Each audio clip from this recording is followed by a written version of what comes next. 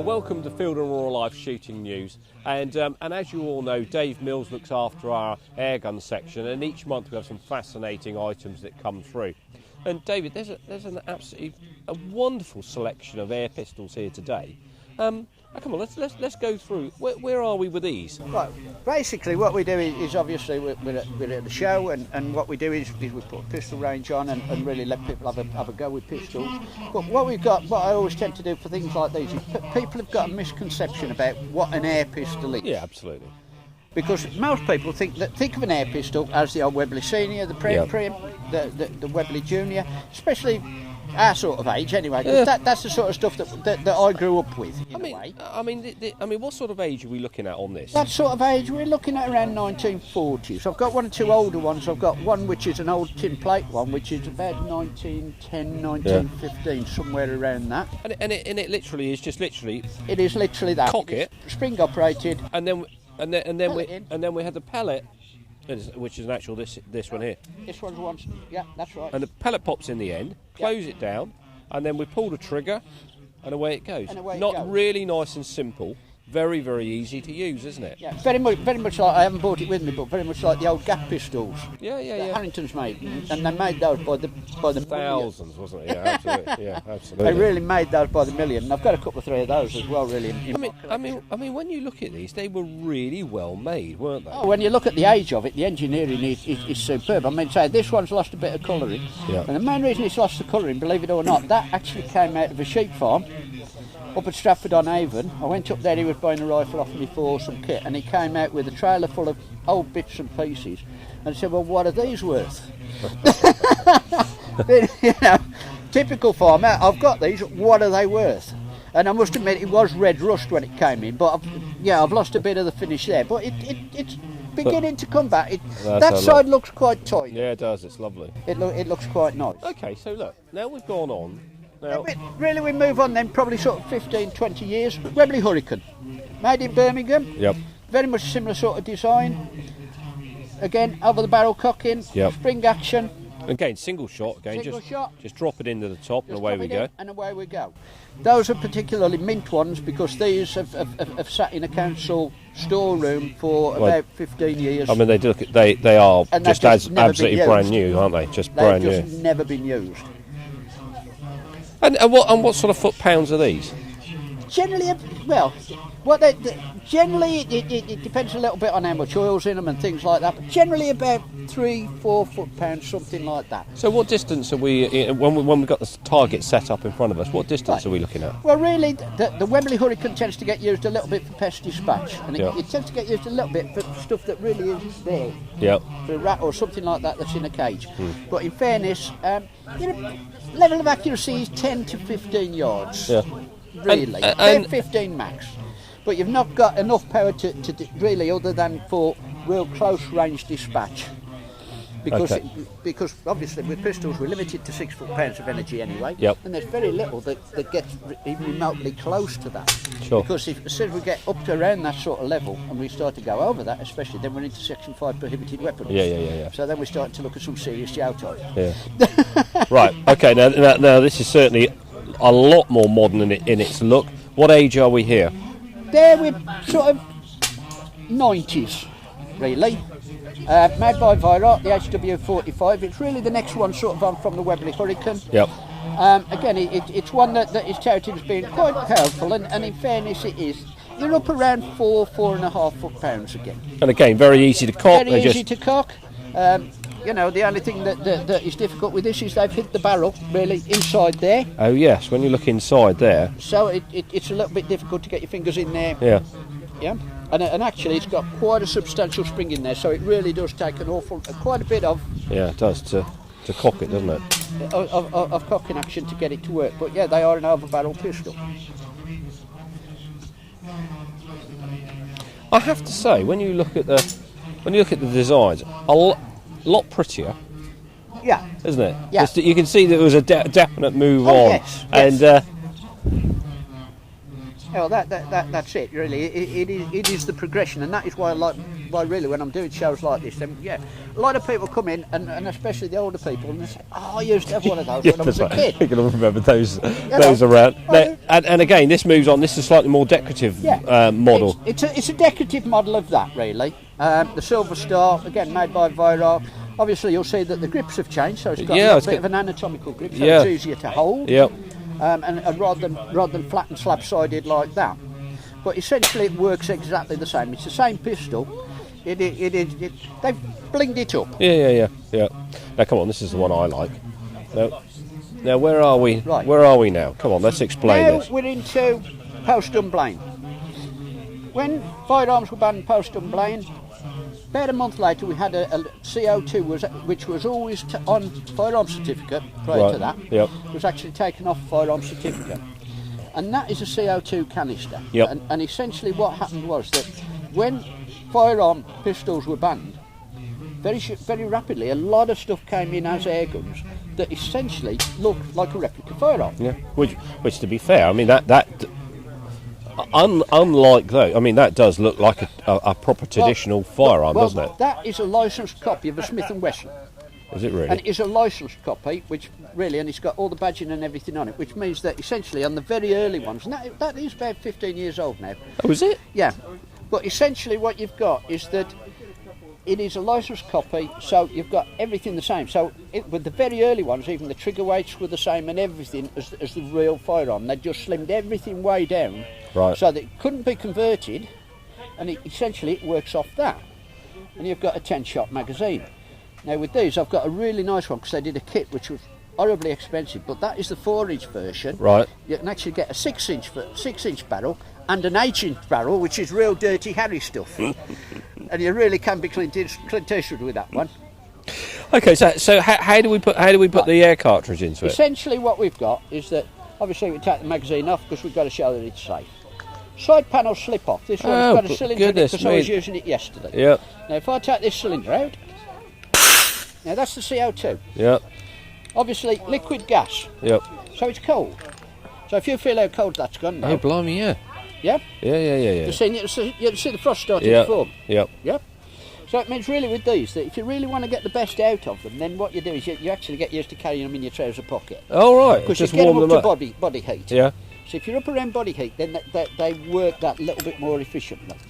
And essentially, what you've got is a valving system in there. Yep. And that just drops in. Just drops in, very simple. Now we've got a thumb wheel there. Yep. Which we just tighten up until it's finger tight. And that's it? Then all we do is that. And that's now ready to go? Now that now is ready to go. So if I put the side on it, John, we've not got a magazine in, so we're okay. So we'll just go into there. Oh, right. Now we can double action. We can either bring it back to half cock, which lightens the trigger off, like so. Yeah. Or we can double action it. So it's designed for rapid fire. Now we've got a 10-shot magazine, and essentially what it does is each time that hammer is actioned, yeah, it rotates the magazine. Yeah. The problem that we have with these when we're doing shows is that because people go into fast fire mode, yeah, literally they do go, and it is. Yeah, but you can hardly blame anybody for that, can you? They lose count of how many shots they're having, and they have to sort of listen to the pistol and think, oh, whoa, you're running on empty. Yeah, that's I can understand. That's a lot of fun. That is. Yep. Okay, now moving on. Now, same sort of era, really. Yeah. Copy of a Beretta. Again, a licensed copy. Yep. Of the Beretta. Same weight, works exactly the same. We have a cylinder in there. So it's the same mechanism as we have in here. Yep. Essentially, it's just a different frame. Difference with this is because it is designed to look like an automatic pistol. Yep. Then it has an internal magazine like that, which is an 8-shot. Yes. And that just slots in there. Yep. And closes. Oh, blimey. And that's the same, essentially, you can do rapid fire with it. And again, when you're on CO2, we're running at around 2.5 foot-pounds. It's the sort of stuff that the lads use for the action pistol shooting and that sort of stuff, the action plate pistol shooting and that we had at the British shooting show. This just pulls up? And that just pulls back. But it just works on a slide. That's nice as well, isn't it? Yeah, Yeah, they're very nicely balanced. Certainly when we're doing stuff like this, then a lot of the older people that lost the firearms really don't realise that this stuff came in within about 4 to 6 weeks. And I know the other way, I had a guy come in and he was practically in tears, and he said, well, I had to give all my pistols in. Yeah. And I really didn't know that these were here. So are these still available? Can people still purchase these? Yeah. They're available because they fit within airgun legislation. Yes. And they work off that CO2 canister. They fit within the airgun legislation, and they're still available. Okay, now these are a little bit different. Well, this moves us on to another. Are these more into the current models now? They're still current. All of these are current models. All right. Yeah. All of these are current models. What we've got is the CP88, the 4-inch and the 6-inch. Again, they work exactly the same. Cylinder, 8-shot magazines. And essentially that one was designed really as very much as a competition pistol, because it had this little bit on the end there that essentially made it look more like a competition pistol for the firearm. I'm with you. Yeah. Type competitions. And again, these are the sort of things that are used for the fast draw and that sort of stuff, and the action play pistol shooting. Yeah, I'm with you. Yeah.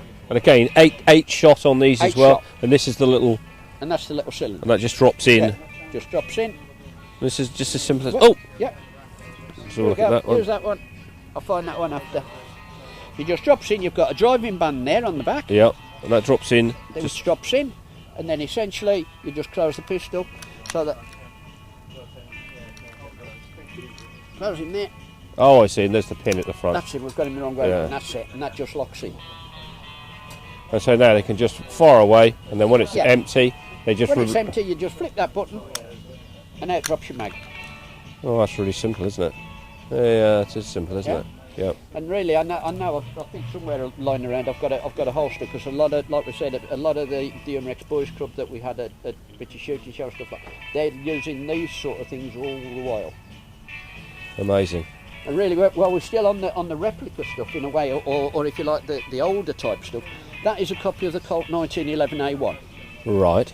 Now, this is my particular favourite pistol, but it is a handful of a pistol. It works exactly the same, CO2 canister. Yeah, they've all got the same mechanisms, haven't they? Same mechanism, just different frame. Now, because this is a licensed copy, the Colt 1911 trigger and safety catch is horrible. Is it? And it's horrible because you've got the same magazine fits drops in there, so we'll close it. Right. Now, if you notice, we've actually got a grip safety catch there. Oh, yes. Yeah? Yeah. And we've got a double trigger. Oh, right. So essentially, the Colt 1911, you really have to grab hold of it and push that safety catch in before you can do that. Yeah, I'm with you. Yeah, so you've really got to... So you feel you've really got... you've got to really sort of bring your thumb around. Yeah, you've really got to grip it.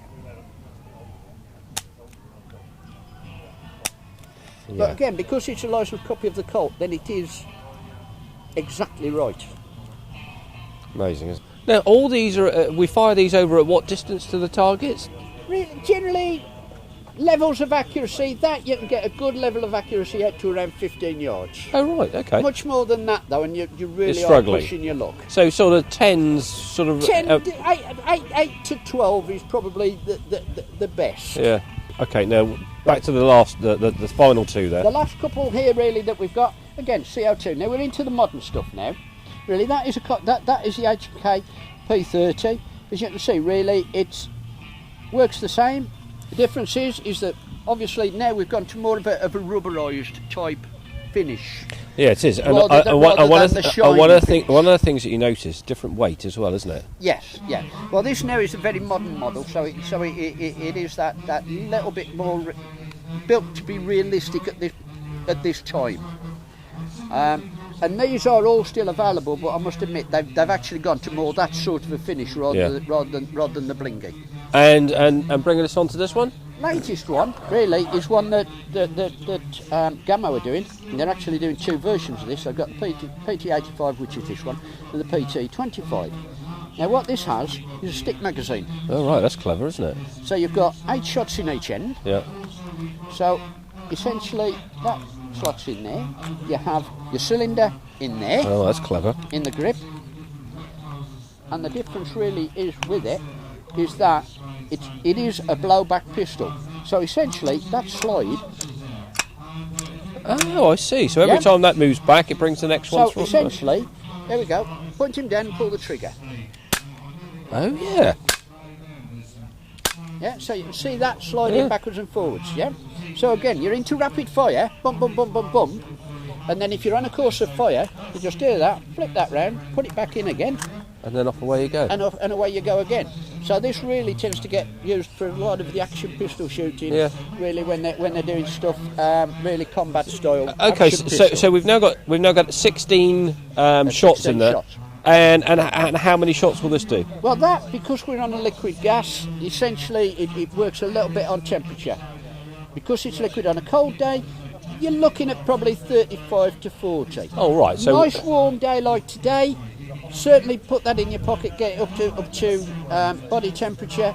In the Smith & Wesson, you're looking at about 55, 60 shots. So to be fair, with something like that, we can put 2 sticks in there without really too much of a problem. Off of one of those. Off of one of those. So you can have some real quick fun off of that, can't you? Yes, you can. The main use really is they are a fun pistol. They really are for shooting holes in tin cans. Yeah. I must admit, I have great fun using them on tin cans, things like that. Things that'll bounce around when you hit them and make a tinging sound and that sort of stuff. They're not really accuracy. No, absolutely. They are fun, aren't they? Good fun. Hey, David, look, an absolute fantastic selection. Thanks very much indeed for showing us. And I'm going to look forward to having a play with these later today. Great. Many thanks. You're welcome. Cheers.